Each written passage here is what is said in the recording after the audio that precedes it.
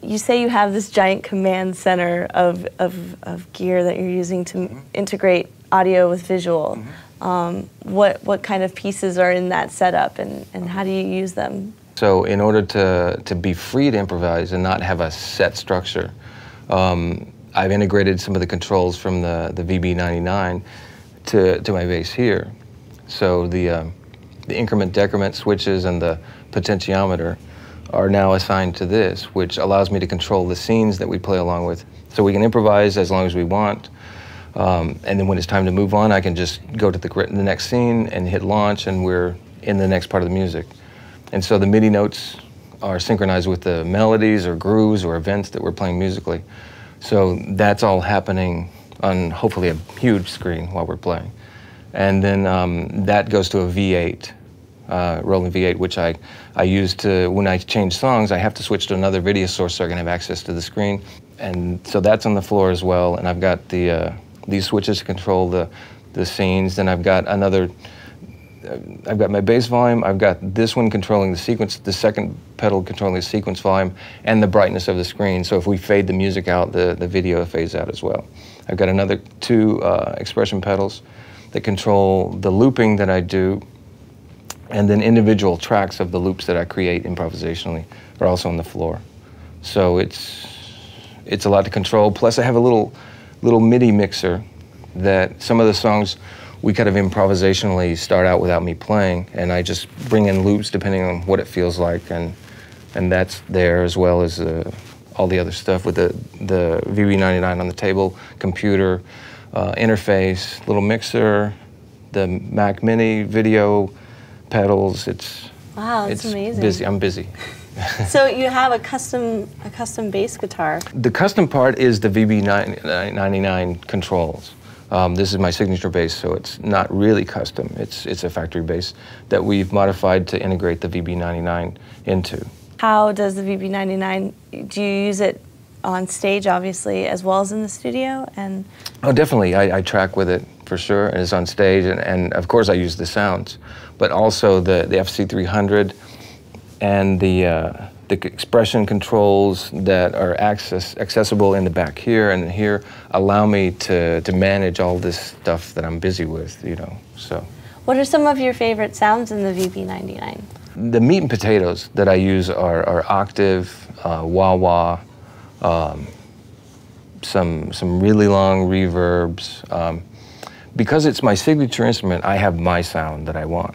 So mostly I use the VB-99 as a really, really cool effects unit. Ring modulation, I use that a lot, too much, you know. There's some reverse delays that get some freaky stuff going.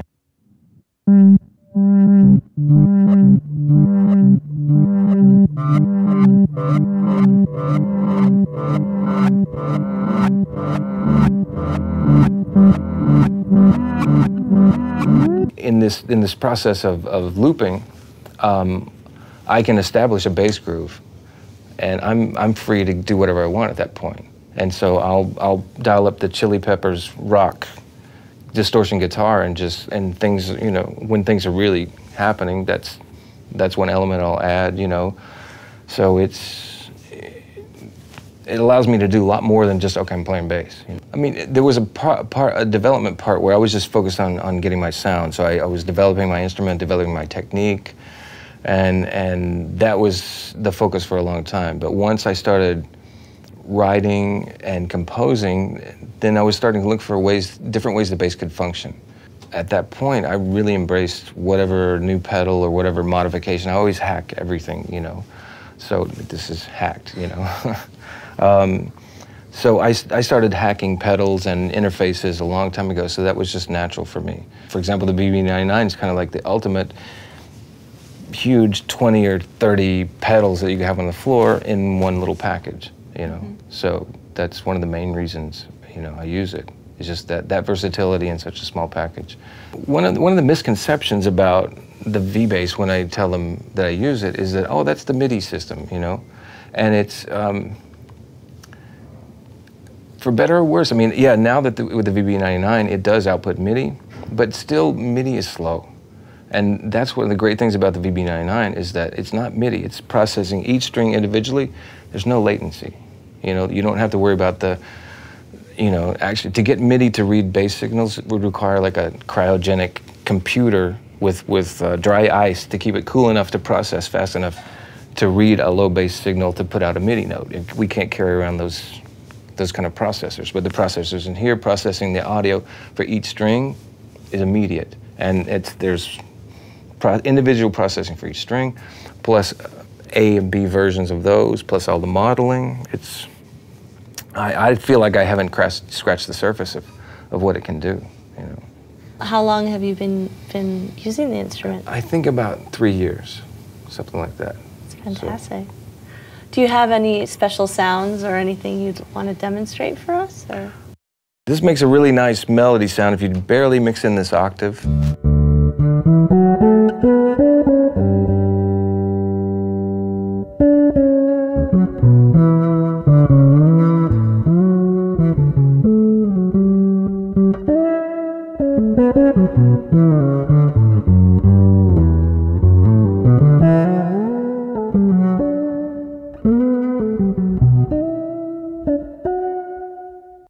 So this is the octave wah.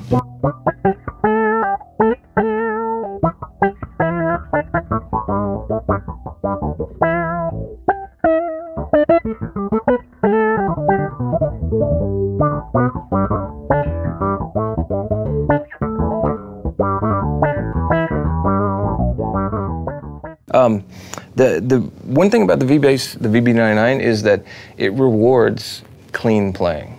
You know, it's really hypersensitive, you know, which is what I look for, you know, in that the differences in volumes between notes, it will react to, you know. So I'm not looking for something to cover up my bad, you know, or cover up technique flaws, you know. So if you've got good technique, you're rewarded. Do you have anything to say to up-and-coming bass players who are making their way into the industry?